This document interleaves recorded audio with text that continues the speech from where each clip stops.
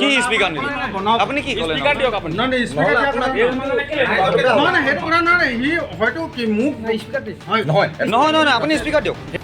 ৰাস্তাটো কি বুলি বিচাৰিছিলে গোবিন্দপুৰ বিচাৰিছিলে নে মধুপুৰ বিচাৰিছিলে আপুনি আমাৰ নহয় বুলি কেলে কৈছে আপুনি ৰাস্তাটো দেখিছে নে নাই ল'ৰা ছোৱালী স্কুললৈ কেনেকৈ অহা যোৱা কৰে আপুনি ৰাস্তাটো চাই পাইছে নাই কোনোবাই আমিও শুনো আকৌ নিৰ্মাণ হ'ব লাগিছিল গোবিন্দপুৰ পথ নিৰ্মাণ কৰিলে মধুপুৰ পথ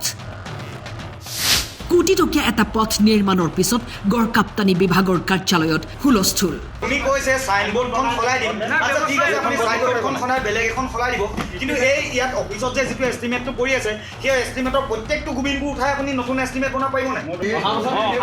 আমাৰ কাম চলিবই লাগিব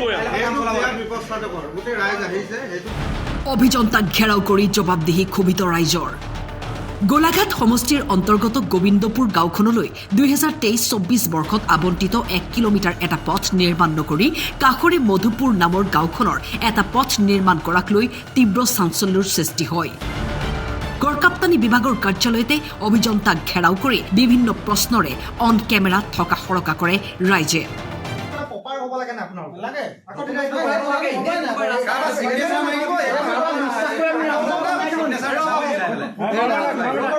তই সবে কথা নবে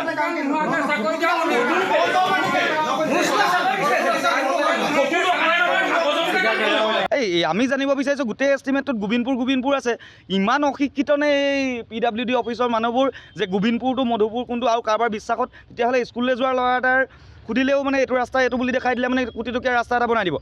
বনাই দিব আৰু তাতকৈও কথা যিখন ফলক মাৰে ৰাস্তাটোত সেই ফলকখনত কিমান টকাৰ কিমান কি কথা লিখি থ'ব লাগে সেই তাৰ একো লিখা নাই প্লাছ আমাৰ গোবিন্দপুৰ বুলি যিটো ৰাস্তা আহিছে গোবিন্দপুৰ নামটো মেনশ্যন হৈ আছিলে সেই চাইনবোৰ্ডখনত সেই ৰাস্তাটোৰ কোলা চাই খানি পেলাই ঢাকিবলৈ ব্যৱস্থা কৰা হৈছিলে তাকে ভাবি আছোঁ ইমান লোকেশ্যনটো ট্ৰেক কৰিব জিঅ' ট্ৰেক কৰিব নজনা মানুহে ইয়াত কেনেকৈ চাকৰি কৰি আছে কাৰ কথা শুনি এনেকৈ ৰাস্তা বনাব পাৰে তাকে সুধিছোঁ সেইজনৰে কথা লতৰ পতৰ এই আমাৰ গোলাঘাট জিলাৰ গমাই পঞ্চায়তৰ 8 নং ৱাৰ্ডৰ এটা ৰাস্তা গোবিন্দপুৰৰ সম্পূৰ্ণ ডকুমেণ্টছ আছে কিন্তু ৰাস্তাটো বনালে মধুপুৰত তাৰ আমি যেতিয়া আমি ফ্লকখন পাওঁ চাইনবোৰ্ডখন পাওঁ তেতিয়া আমি PWD অফিচত আহি পেলাই নথিপত্ৰ চেক কৰোঁ গোটেই ৰাস্তাটোৱে আমাৰ নামতে বাকী ৰাস্তাটো ধৰক 40% বনিলে জেগাডোখৰ মধুপুৰ য'ত বনাইছে আৰু ৰাস্তাত মোৰ ঘৰ গোবিন্দপুৰ উদিলত কৈছে যে আমি বিশ্বাসতে কৰিলোঁ মানুহকেইজনমানক আৰু এই বিশ্বাসতে আমি বনাই থৈ আহিলোঁ তেনেকৈ বিশ্বাসতে বনিছে এতিয়া কি কৰিব কথাটো